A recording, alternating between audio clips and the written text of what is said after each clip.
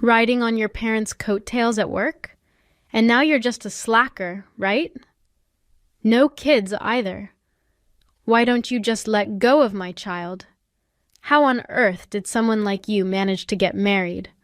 What kind of dirty tricks did you use? My mother-in-law and sister-in-law never took a liking to me, always throwing snide remarks my way and slandering me without a shred of truth. It was truly exhausting.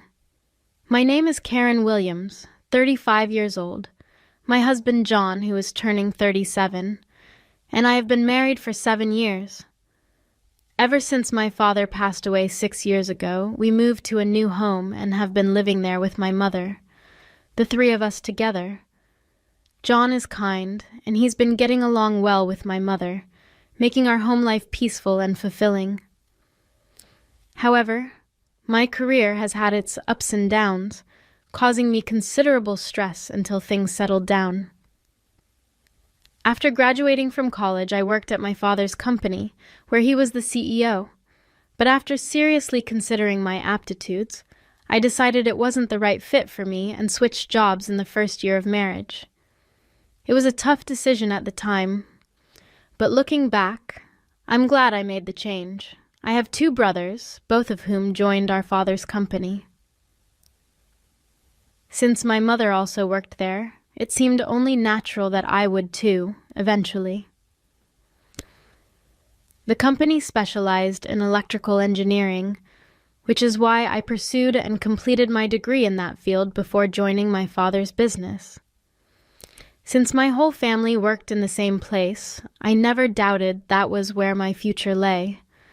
When I first started, I faced gossip for sure, rumors that I only got the job because of my father. It was expected, but still hurtful. Once my colleagues knew I was the CEO's daughter, there was a palpable distance, and I felt excluded. No matter how hard I worked, it was always seen as riding on my parents' coattails, which was frustrating. My brothers faced the same talk but proved themselves through their abilities, so I was determined not to be left behind. I worked hard to prove them all wrong and gradually climbed the ladder of success. My boss, who evaluates our work performance, didn't go easy on me, even though I am the CEO's daughter. It seemed to me he was actually stricter with me than with the average person. This meant that my promotion was purely due to my efforts, and it felt great to be recognized. But even that achievement was tarnished when people said that was because of the favoritism, which really got me down.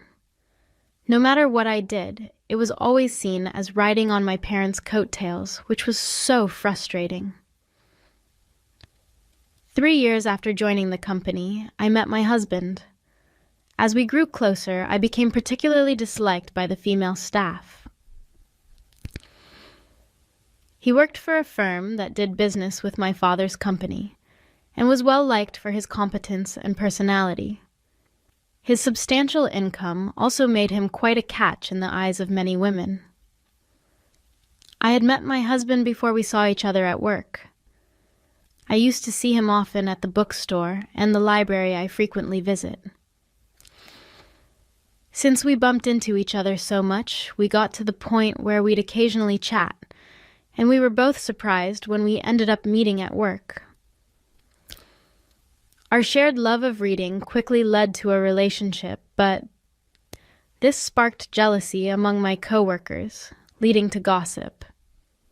During our relationship, I met my husband's family, but my mother-in-law and sister-in-law disliked me. They'd often make snide remarks when my husband and father-in-law weren't around.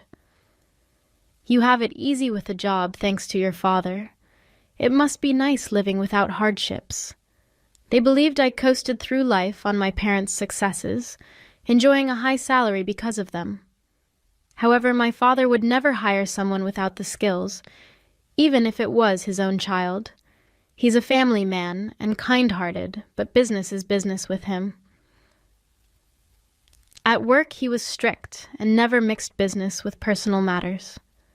My father doesn't play favorites just because I'm his child. If I didn't have the skills, I wouldn't have been hired. Certainly, I respect my father's capabilities as a CEO, and I hate those who belittle his judgment unreasonably. But when I voice this, my mother-in-law just won't have it.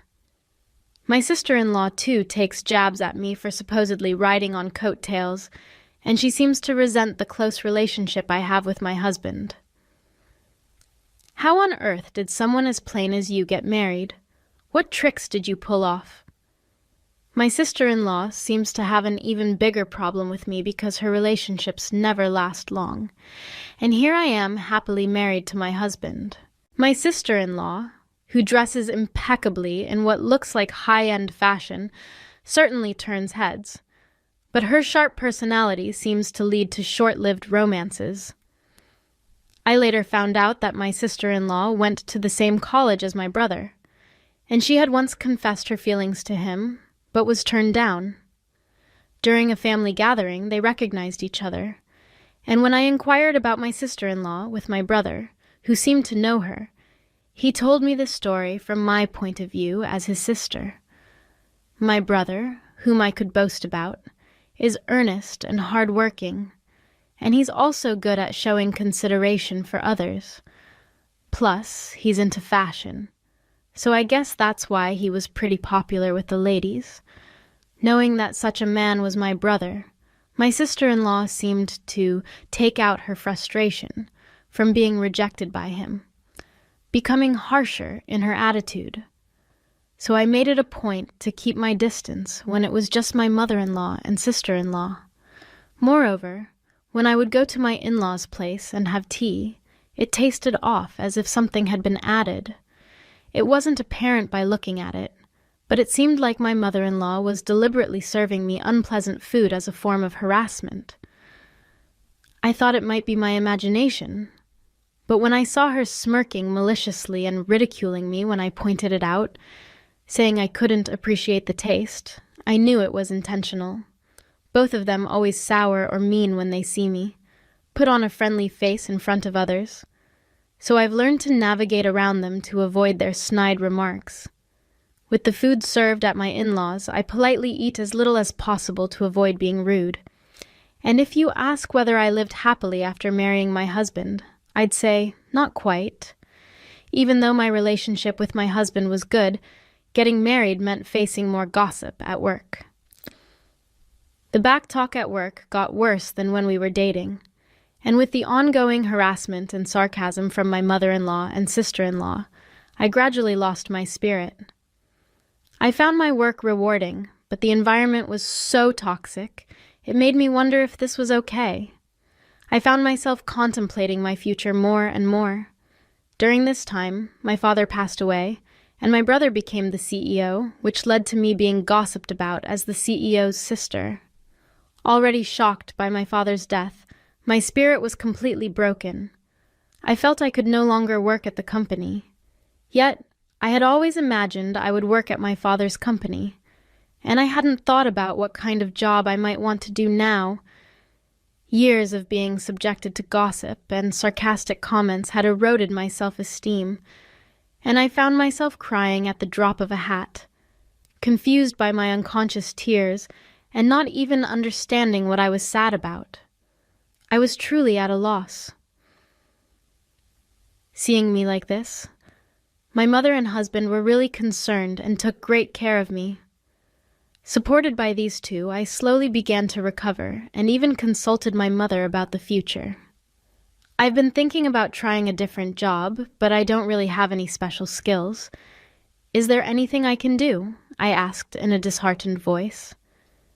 Then, to my surprise, my mother said, "Karen, you've always loved reading and writing stories, haven't you? I think you'd be suited for a job that involves writing." Her words jogged my memory. It was true.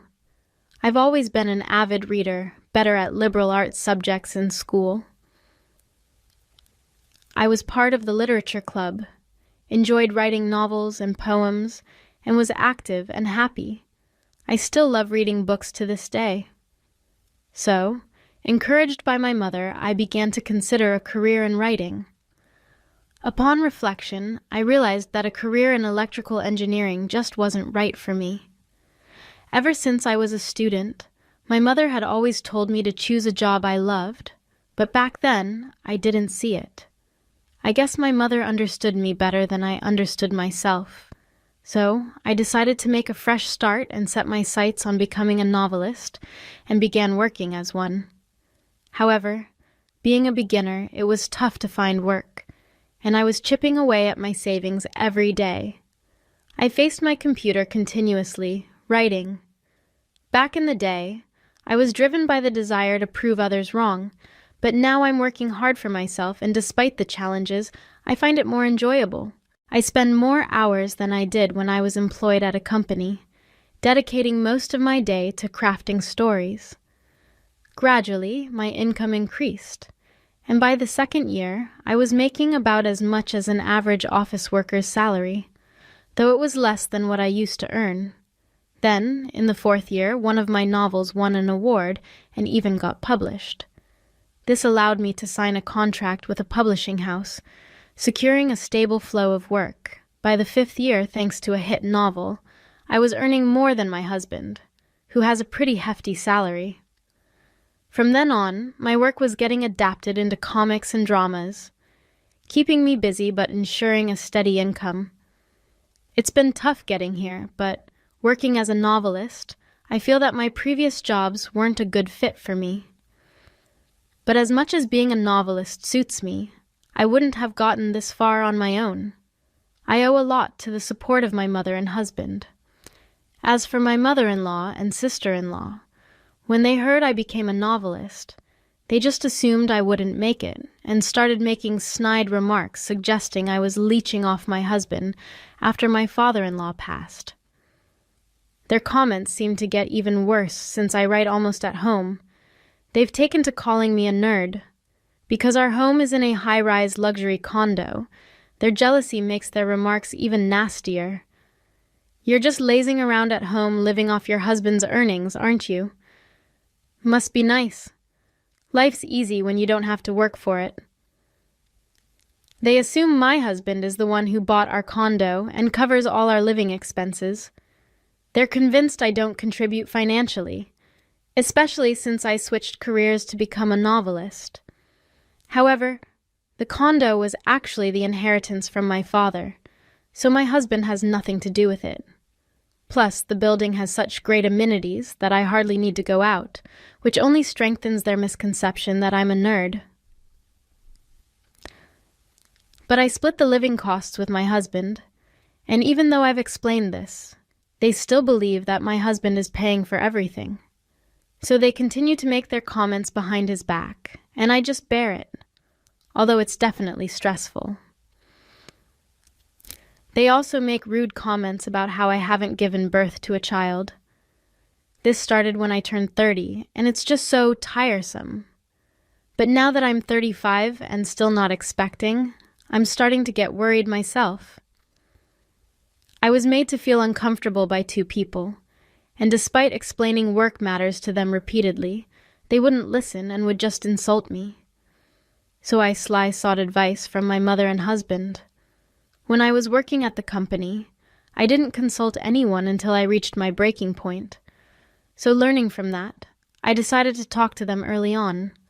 But aside from my mother, since the two are part of my husband's family and act like decent people in front of him, I made sure to convey things to him in the gentlest terms possible.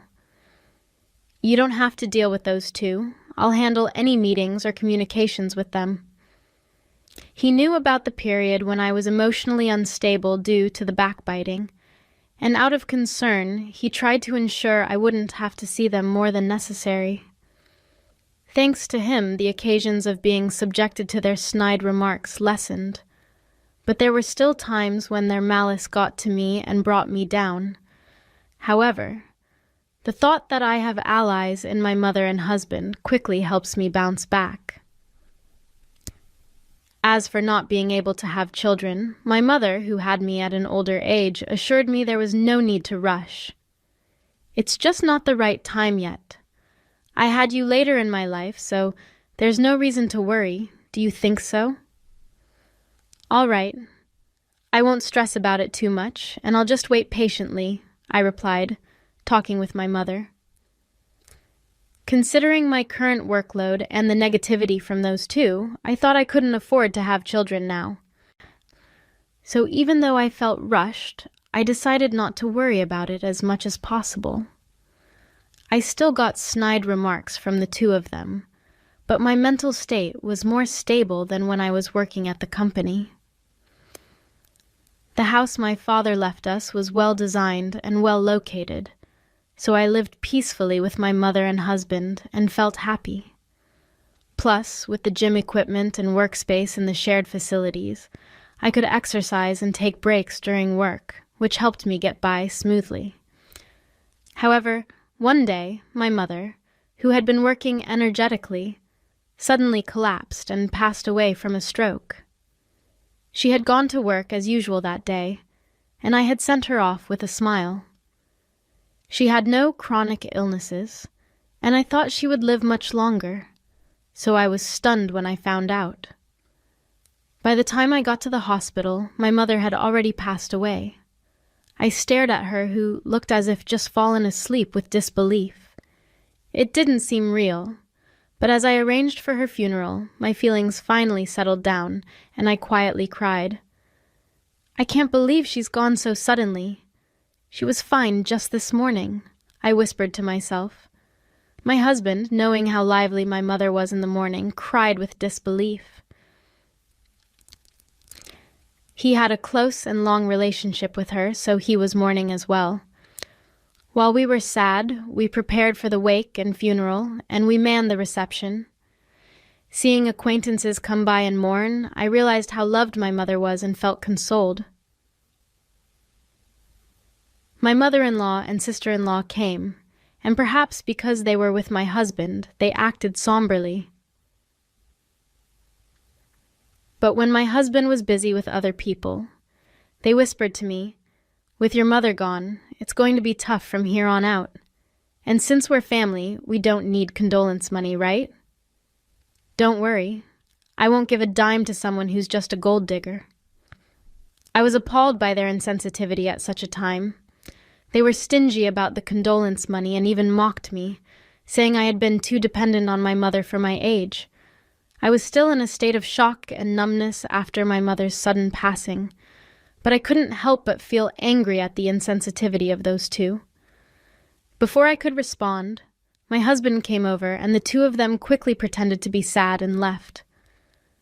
I was astonished at their audacity, but I decided to focus on mourning my mother rather than dwelling on their rudeness.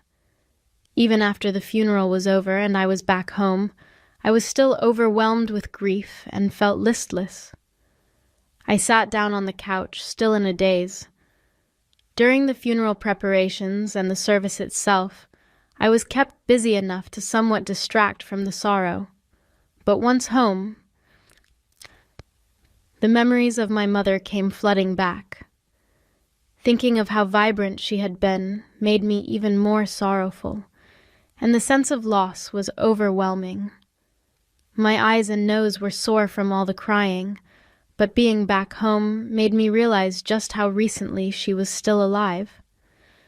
And despite thinking I had cried all my tears at the funeral, I found myself tearing up again. I was deep in my grief, but a rational part of my mind knew that I couldn't afford to stay this way. I had a lot of manuscripts to write by a deadline, with the funeral and everything. I had already made arrangements with the publishing house, and I knew I couldn't take advantage of their understanding any longer. My mother supported my career, so in her honor, I tried to calm my grief and resolved to get back to normal starting tomorrow. While I was doing this, I got a call from the front desk saying there was someone at the door claiming to know me. My husband inquired further and found out it was my mother-in-law and sister-in-law. I wondered what they could want since we had just seen each other at the funeral. I didn't feel like seeing them, but in hopes of a distraction from my sadness. I washed my face and decided to go down with my husband as we descended to the first-floor entrance. Puzzled by their visit, we were greeted before we could even speak. They said with a smile, We're going to be living in your house from today, so show us around, please. And since this is our home now, you, a stranger, need to leave right away."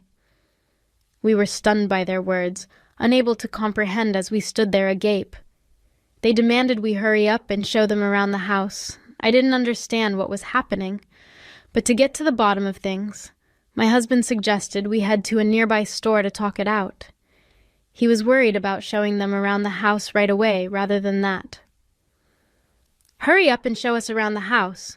It's ours from today on," they both complained, apparently unsatisfied with the idea of discussing the matter anywhere but the house. The commotion began to attract the attention of other residents at the entrance who started to wonder what was going on.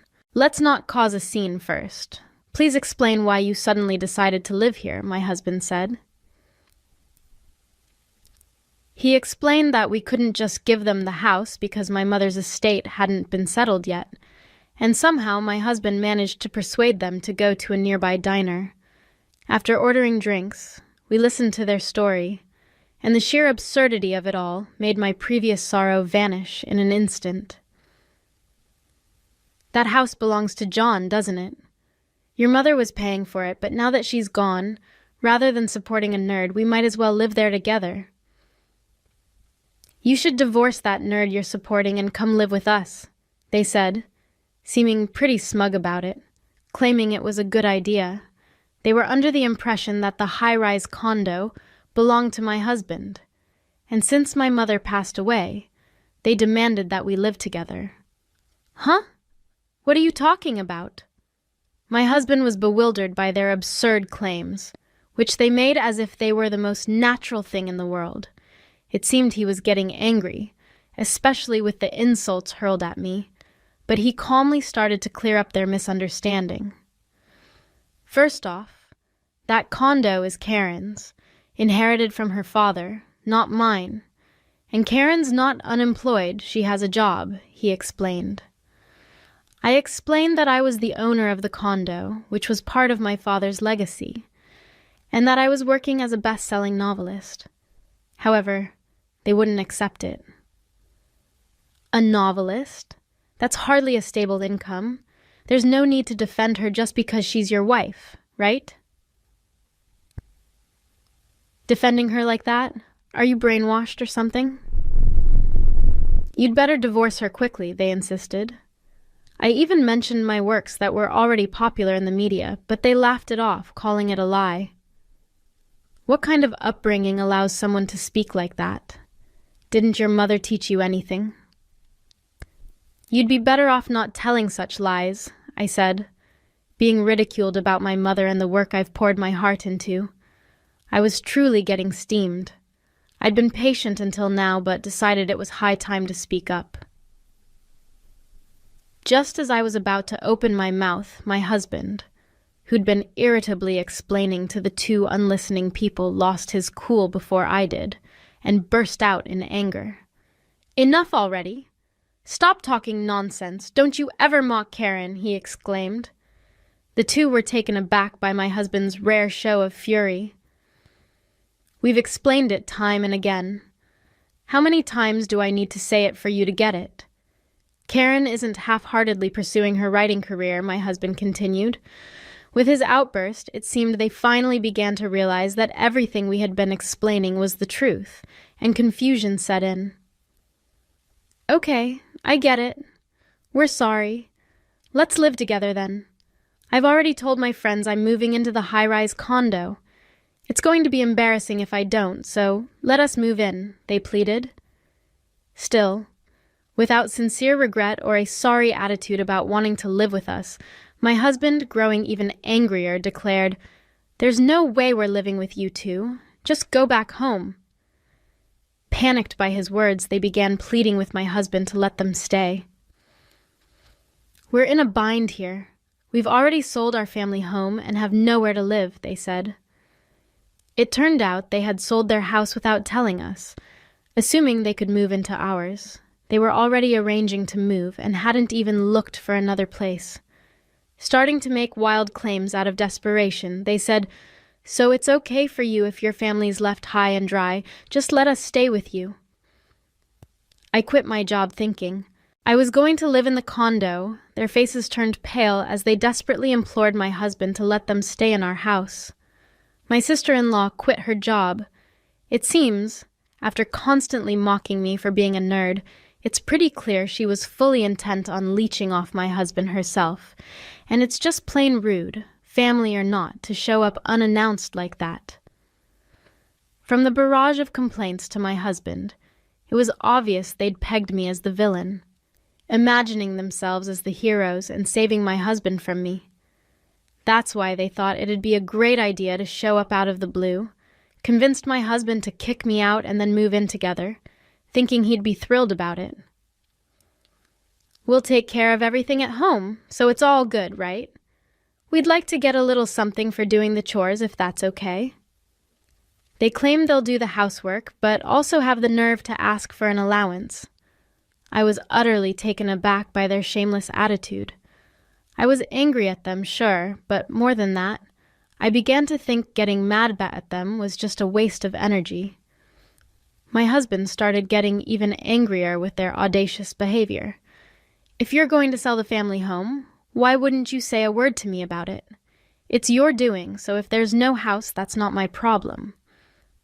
He flat out refused, and when they realized they couldn't persuade him, they had the gall to ask me to do it. Hey Karen, could you please talk JN into letting us stay? We won't tell you to leave, and it's fine if you live with us. If things stay as they are, we're out of options. Please convince him. After all the ridicule toward me, what arrogance they had. It's my house, in my name, yet they act so high and mighty. I've always detested the idea, but if I ever lived with them, I'd surely be tormented. Before I could sarcastically refuse, my husband burst out again, exploding with anger. Enough is enough. After all the crap you've given Karen, you've got some nerve. Just stop asking for a share of the home sale money and go back where you came from. I don't even want to see you two anymore. And with that, he made an outright declaration of disownment. Despite their persistent attempts to cling to my husband, we ignored them, settled the bill, and promptly left the restaurant. They still shamelessly showed up at our upscale condo from time to time, unrepentant. After I explained the situation to the building manager, they warned them. Those two knew that if they kept making a racket, the cops would be called and sent them away. But they still showed up, lurking around the front door, badgering my husband to let them move in or to give them financial help. When my husband finally got fed up and threatened to call the police, they stopped coming around. Looks like he was serious about cutting ties. He even went through with the legal steps to disown them. But then they started sending our phones plenty of messages. Emails begging to live with us and asking for money kept flooding in. I got so fed up with the constant harassment that I immediately blocked their numbers. Turns out their family home was too old and inconveniently located to sell for much, and they were counting on my husband without any savings of their own, so they ended up selling what they could and moved into a cheap rundown apartment. Finding a job was tough, so they're scraping by with multiple part-time gigs, living a busy life. As for me, well, the good news of a pregnancy came through once the relentless messages stopped. I had been worried about not being able to have kids, so this was real joy. With this happy news of pregnancy, I finally felt a glimmer of hope after a long time. I'm determined to be the kind of mother my child can always feel safe with, just like my mother. And while looking forward to the arrival of my baby, I continue to dedicate myself to my work.